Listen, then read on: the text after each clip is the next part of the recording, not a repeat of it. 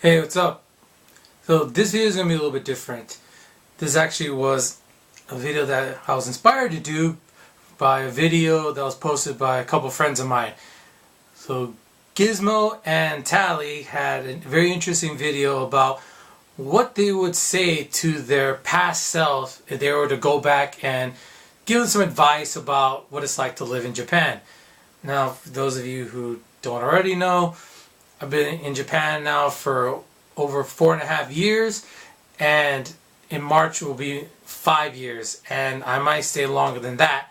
And so when I watched their video, it got me thinking, like, what would I say to my past self? What would I tell myself like 5 years ago before I came to Japan? What things that I didn't expect to have happen, and just general things like that. So this is not a countdown or list or anything, just a couple of things that I'd probably tell my past self if I had the chance. The first thing I'd probably tell them is that trying to talk to Japanese women is a lot different than talking to American women. I mean, I'm not the best looking guy, I'm not a great looking guy, I'm not bizarro or anything like that. I'm not that ugly, I'm not bizarro, but I'm not the best looking guy, so I don't have women come to me. I go to them and try to talk to them. And in America, it's pretty easy to know if a woman is into you or not, because they'll just tell you. You hear like, no, get away, I have a gun. And yeah, I've never had a gun pulled on me, so it's just a joke. And so in Japan, it's not like that. You're kind of playing a game of cat and mouse and kind of like trying to figure out whether or not they actually like you or not, and they'll act the same way if they like you as if they don't. And so for a guy like me, it's kind of difficult. Does she like me? Do they not? It's kind of a tough thing to try and figure out. And it's not like in America where you'll hear yes, or you'll hear like click click. Again, never had a gun pulled on me. But yeah, it's just one of these I probably should tell my past self, like, hey, if you're gonna start talking to women, like trying to get to know them or maybe even try to date them, you need to know it's a long game, and sometimes you may think that they aren't interested, but you'll find out later that they were, and then it's probably too late by then. But it is one of those things I would have told my past self if I had the chance. Another thing I'll tell my past self is that the idea of traveling in Japan. I mean, I was dead set on not driving while I was in Japan, and I probably would have told my past self, you know what, you're going to like driving in Japan. It's, for the most part, interesting. It's kind of nice to have the freedom to have an automobile and be able to go wherever it is you want to go, and definitely you're going to need it where you're going. And that brings me to probably the most important thing that I will tell my past self, which is the countryside in Japan is no joke. It is no joke. I grew up in a small town, I grew up in the countryside, grew up in the desert, and so I thought, yeah, I got this, no problem. They're going to send me a small town, excellent. I didn't want the big city anyways, and Hamamatsu, which was the big city, the closest big city I should say to me, was like an hour. I thought it was going to be like an hour away. I thought, yeah, it should be fine, oh, no problem. But then I actually went there, and then that's when it hit me that, yeah, I grew up in a small town, but that's the thing, I grew up in it. I knew people, I was able to make some friends growing up there. Now I'm in a position where I'm all by myself, I'm all alone. There isn't a single non-Japanese person where I was at for a good hour.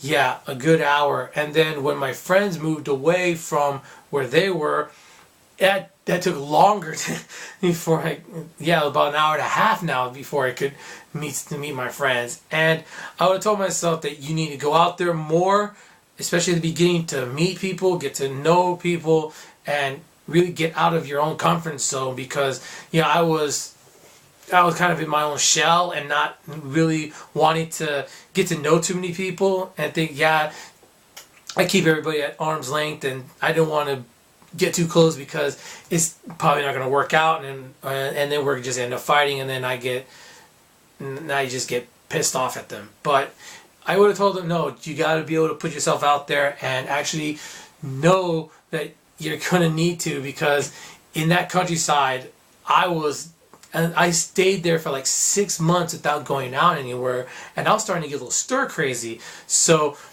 that was just a wake up call. I was like, okay, that's it. I need to get out of here.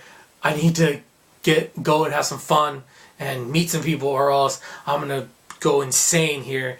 And thankfully I did. I met a lot of great friends in Hamamatsu, and I really couldn't have enjoyed the first 4 years in Japan without them there, because it allowed me to not only meet new people, but also have some fun stories to tell and to really enjoy myself outside of the small town where I was.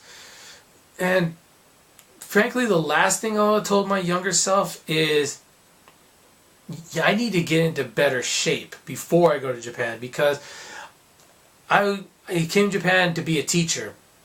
And one thing that I should have known, but I guess I fooled myself into thinking that I was okay, was that I was too fat to really play with the students as much as I would have wanted to. And that kind of hurt me, especially the first 2 years. I was still trying to pretend like I could, and I was really heavy. But like in my 3rd year here, I was like, okay, I can't do this anymore. I gotta go on the diet and exercise more and drop some weight. Thankfully I have, and I'm in a lot better shape than I was then. I'm not in great shape. I'm not never going to be Mr. Olympia or anything like that, and I don't care to be. It's more for my own health that, like, okay, I slimmed down a bit, I can play with the students more, and I'm not winded after a minute just playing with them. And it would have been something that I think would have benefited me that first couple of years if I had just told myself, look, you need to take care of yourself more.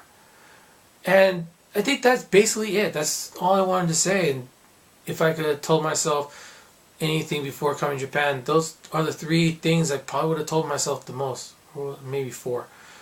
So, have you ever lived in another country, and what would you have told your younger self if you had the opportunity to? And if you want to see the video that I mentioned, I'm going to put a link in the description below. Our buddy Gizmo and Talley, their video on this is pretty hilarious. I laughed a lot, but I also was, what would I tell my younger self? So check their video out as well. And I got a top 10 coming up, as well as a review. And then I'm going to do some stuff in October as it pertains to Halloween. So until then, take care.